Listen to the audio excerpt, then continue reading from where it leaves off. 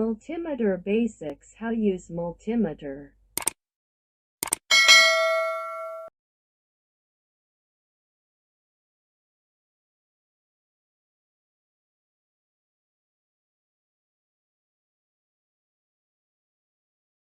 There are many electrical quantities that are dealt with in electrical engineering, such as power, energy, frequency. The most important of these quantities, the voltage, the electric current, the electrical resistance,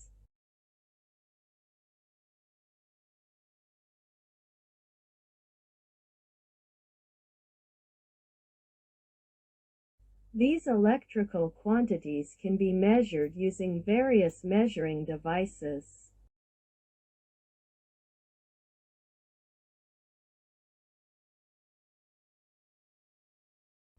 There are some devices that can measure many electrical quantities, which are called multimeters, and sometimes they are called a voltmeter.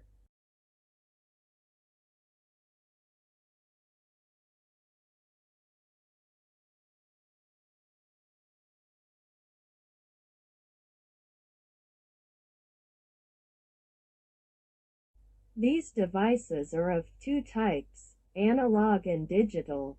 Recently, the digital type has been widely used.